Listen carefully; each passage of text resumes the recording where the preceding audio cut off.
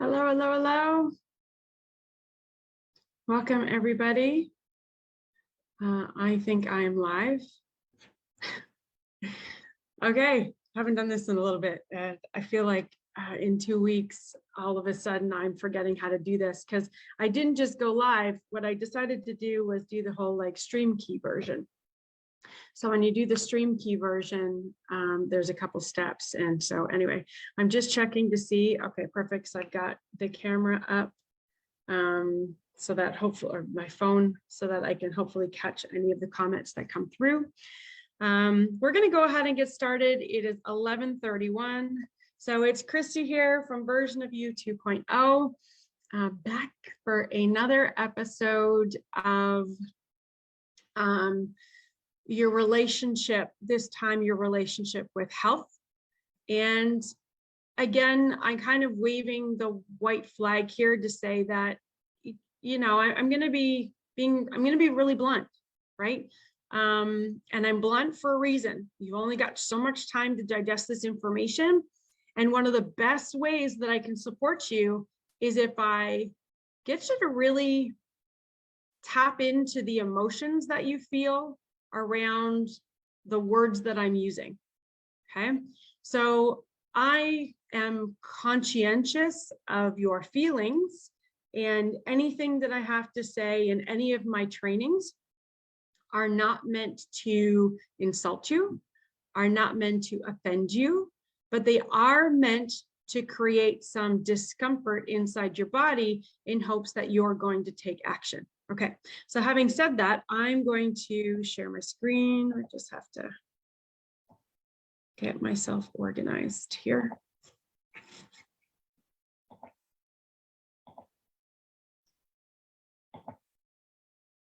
Okay, and here we go. Oops. There. So hopefully you can see that. I'm just going to minimize me.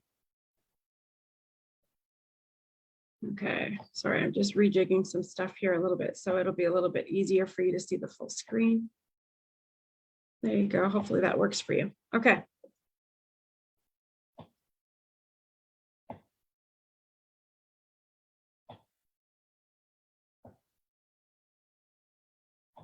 Here we go. All organized now. So your relationship to health. So I'm looking forward to today's juicy topic because, for one, I feel it's a little bit cryptic, you know, identify your beliefs around your health, which always adds to the excitement. And for another, because once again, I get to help you work through your old beliefs that are keeping you unhealthy and unwell. So if you can do me a favor and let me know in the comments if you can actually hear me, that would be phenomenal. I want to make sure that we are all good when it comes to volume. I'm working off of my laptop today. So while I go ahead and introduce myself, I just want you to think about this question for a moment. How is the current state of your health? So hello, hello, hello. Again, I'm Chrissy from Version of You 2.0. And through various therapeutic methods, I help women overcome their relationship struggles with themselves. They come to me expressing dissatisfaction with their bodies and weight.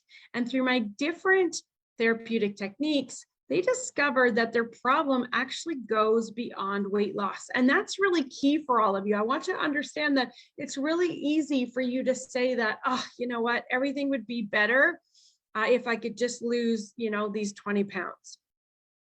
And while that can be true, there's always something more, right?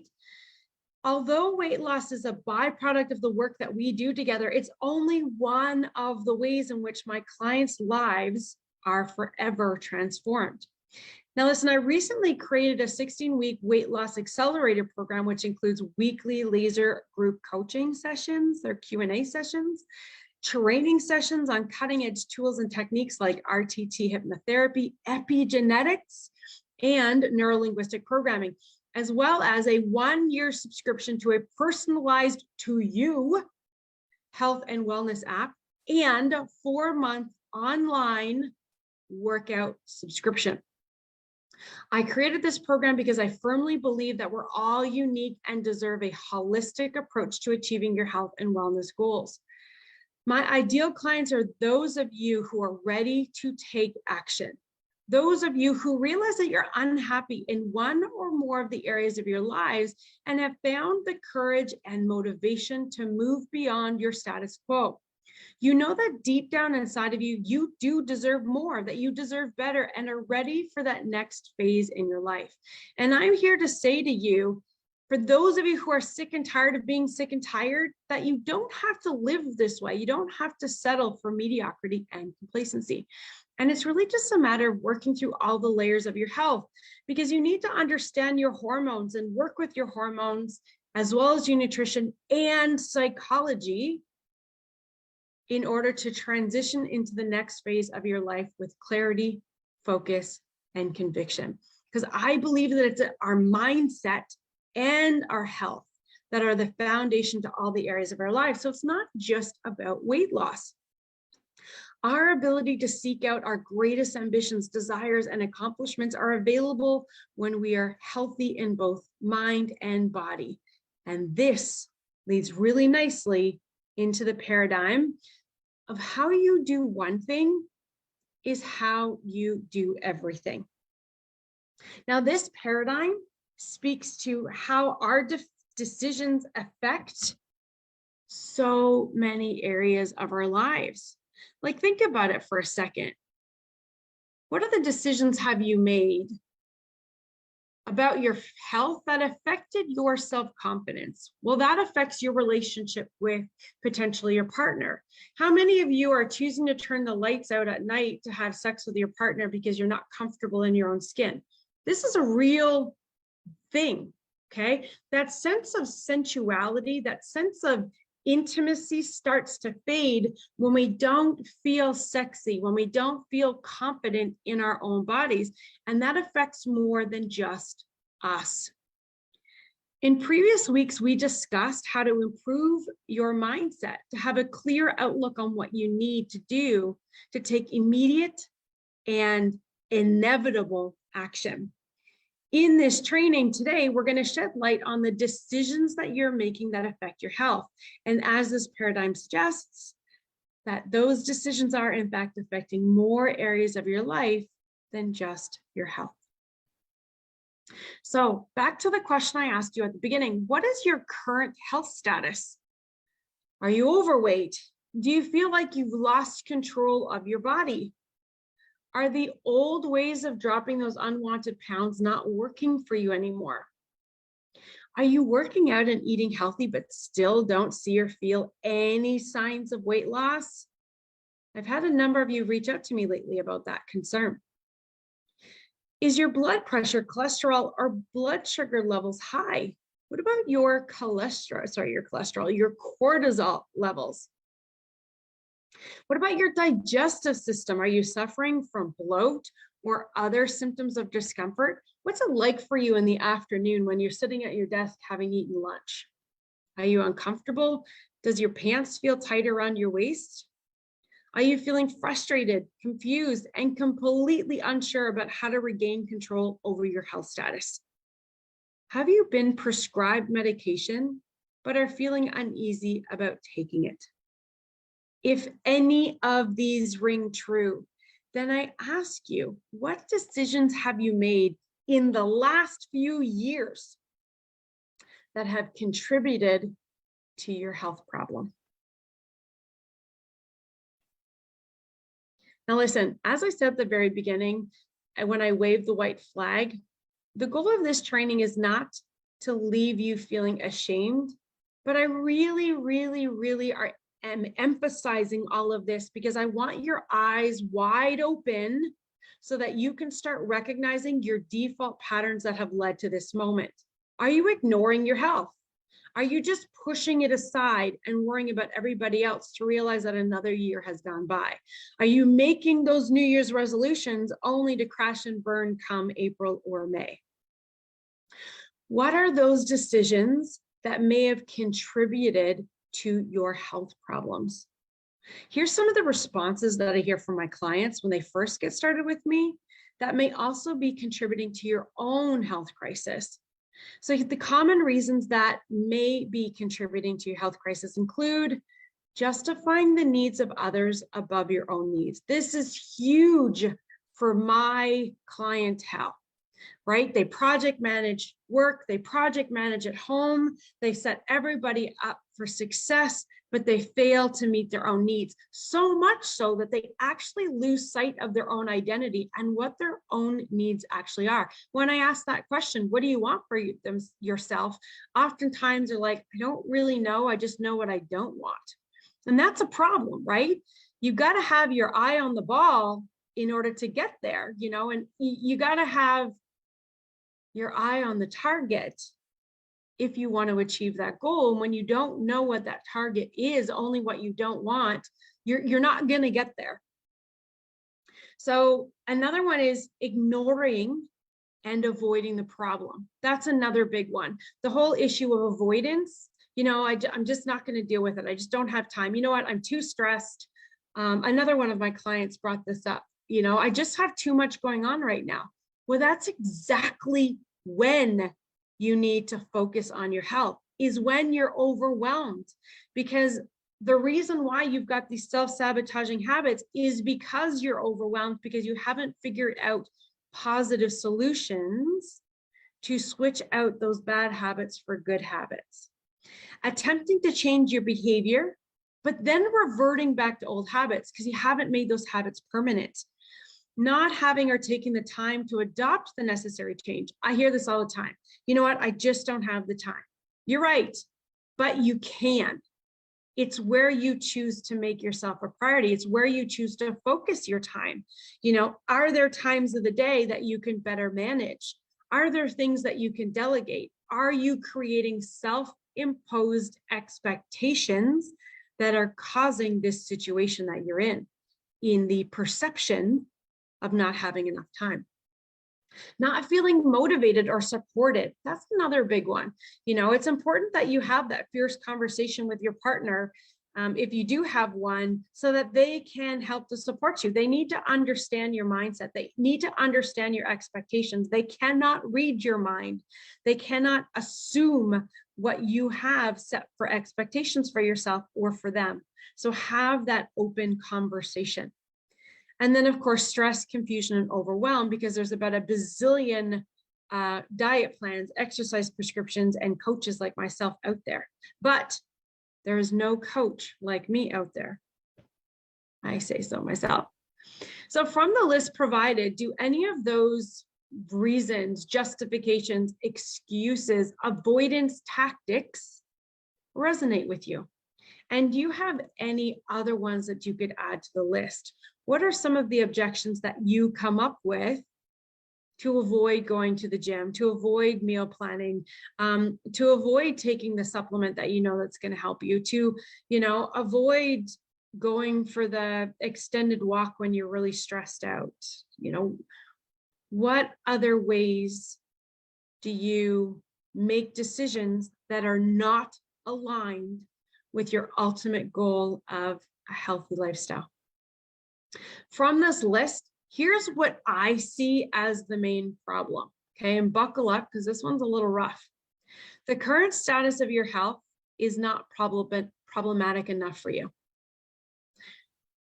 So although it bothers you, it's not bothering you enough to do anything about it. But here's the thing. If you look at your life in 3 years or 5 years from now and don't do anything about it in this moment, what's your life going to be like? What kind of role model are you for your children? And what is that going to be like for them in the next 3 to 5 years? How is the next 3 to 5 years going to impact your relationship with your self-confidence, with your body, with your sensuality, with your connection with your partner, with your ability to raise your hand at work and stand up and present? When we start to lose our confidence, it actually affects other areas of our life. We become less ambitious, less willing to step out of our comfort zone in those other areas. How is this going to also affect you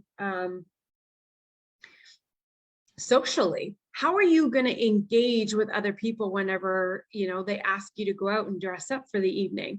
How are you going to feel whenever you take a picture of yourself or when others take a picture of you? All of this really affects your mental well-being. So no matter how relevant the reasons that you've come up with on your list, they are justifications, they're excuses for not taking the necessary action for permanent results. That's the takeaway for today. It doesn't matter how real those reasons are for you. If at the end of the day, you're not in good health, then those reasons aren't good enough reasons, right? You can't give the best of you to anybody else if you're not healthy enough. You can't give the best of you to anybody else if you can't give the best of you to yourself. Nothing worth having comes easy. So I need you to get familiar with stepping outside of your comfort zone. And I don't mean following a diet plan that you followed in the past. And I don't mean buying a app, a watch, so you can track your steps. I mean, really stepping out of your comfort zone, doing something different. And I do have some tips for you. Now, you need to understand that it's all about the long game. It's all about committing to making your health an ongoing commitment. And for the majority of you, that's your problem, is your lack of consistency. So because of that, I have something special to share with you. I've created this little tiny bonus. Well, it's not really little and tiny. It's actually 7 pages that details 5 simple steps to help you overcome inconsistency, so that if you need to get over the hump, you've got 7 strategies to help you to get over that hump. And of course, I'm here, right? So you can always reach out to me. But if you want this 7-page document that provides you with 5 simple steps to overcome inconsistency, then please go ahead and leave a comment, and I'm happy to message you with that. So what can you do to start moving in this direction, right? Starting to create some consistency and breaking these habits of having these default excuses that are really truly impacting your health. So here are my top 3 tips to get you started on your journey of permanent health status transformation. First of all, you need to change your words. Words like, I have to, I can't have, I need to remove, I'm restricted from having, I must only, and I need to lose, all have negative connotations. What happens is your subconscious mind hears these words and feels the negative feelings that are attached to them and does what it can to support you from feeling these negative feelings. Your subconscious mind then will create justifications to help you overcome these unwanted feelings by telling you that you don't need to follow the diet plan full of restrictions. Create a schedule. Although this may sound lame, when you add it to your schedule, when you block it off so others cannot invade your schedule by adding in a meeting, by telling your colleagues, your manager, your partner that you have this commitment that you need to keep, you're more than likely to keep that promise to yourself. Now, this ask from your support network, like verbally telling your people, this is my time from 4:30 to 6 o'clock, do not bother me. If daycare needs somebody to pick up the kids, then daycare knows to call somebody else, because 4:30 to 6 p.m. is sacred. This ask from your support network is crucial because you need others to support your goal to avoid deviating from your schedule. We already know that one of your default patterns is to prioritize others, right? So to avoid prioritizing others, you need to let them know that they need to prioritize you by giving you this time that you've allotted. Make the act of following your schedule familiar. The act of repetition is key. As you've heard me say, we take caution in what is not familiar, right? It's uncomfortable. However, the more often we engage in that unfamiliar task, the more familiar it becomes until it becomes a habit. Repetition, like money, is king. All good things are worth repeating when we can and as often as we can. So making yourself a priority, adding it to your calendar, making it non-negotiable, and repeating that action as often as physically possible will most certainly create permanency in your healthy status transformation. So here's your homework. Identify the decisions you most commonly make that negatively affect your health. Identify the common phrases and words you use when on a diet or exercise program or doing anything that makes you uncomfortable. When those words are attached to feelings of difficulty, restriction, and lack. When you have a thought in your head of, I need to exercise, but I have a lack of motivation, I have a lack of desire, I have a lack of initiative or a lack of energy, then guess what's not going to happen? You're not going to go to the gym, or it's going to be very, very challenging to motivate yourself to do it. So pay very close attention to the phrases and words you use when you're doing something that you know aligns with your healthy lifestyle. Use other words in replacement for those words that are attached to the negative feelings, such as I have to, with I'm excited to, I'm not allowed to eat chocolate anymore, with I feed my body with leafy greens and I choose to do this because I want to, or I can't have that, with I want to have salads and fruits and healthy proteins and make my meals in advance instead because I feel so sexy when I see myself naked in the mirror. Now, listen, this requires repetition, as I've already discussed, because as I've just described to you, those words, those phrases are probably very unfamiliar to you, and you're probably shaking your head or rolling your eyes, right? But be very aware that your mind doesn't know the difference in the words that you use, only in the meaning that you make of them. Etch that on your forehead. Be very aware that your mind does not know the difference in the words that you use, only the meaning that you make of them. So even if you don't quite feel sexy looking at yourself naked in the mirror, when you tell yourself that, when you give yourself permission to really look at yourself and see your body for the beauty that it is, you start to make that familiar. And ladies, that is life-changing, okay? That experience is incredibly powerful.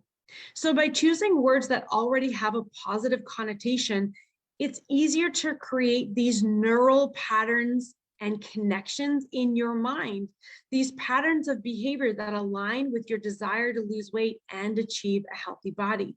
Create your schedule, lock it in, address any potential barriers and objections that may come up. So for example, if you want to start going to the gym after work, and you've got children and you've got a dinner, then you need to have this conversation with your spouse, your partner, or somebody who can help you out. You know, prep your meals on Sunday so that it's really easy just to warm up the food when you get home so that the kids can eat. And it's not a big burden for you. If they're at a daycare, let the daycare know that somebody else is picking them up, that if they're sick, that other person will pick them up, so that this time is sacred to you. Try to come up with as many barriers and objections that could potentially derail your plan for success. And that way, if you can have plans in place, then you're definitely more likely to keep your promise to yourself. And listen, because you're comfortable making everybody else a priority, I understand that this last piece of homework of asking for help, asking for somebody to support you is uncomfortable. And guess what? You're making something unfamiliar familiar. If navigating this alone is daunting and you want to learn more about your unique body type, then you already know to sign up for my free 5-day workshop, Shrink Your Waistline and Expand Your Mind.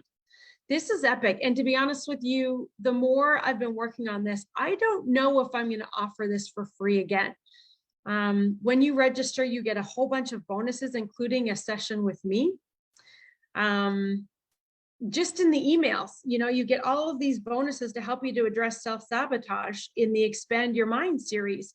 And you haven't even done the workshop yet. So if this is of interest to you, I definitely suggest you take it. I may offer it for free again. I haven't decided, but I'm really adding a lot of information in here, and I may add a price to it down the road. So we'll see.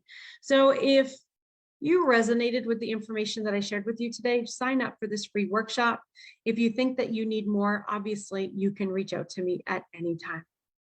Well, I am done. I hope that this was of value to you. Please go ahead and leave your comments. If you want that bonus that I had to offer to you today in the training, then go ahead and leave a comment as well. Here's to showing up for you. I hope you have yourself a fantastic rest of your day, and I will see you very soon. Peace out.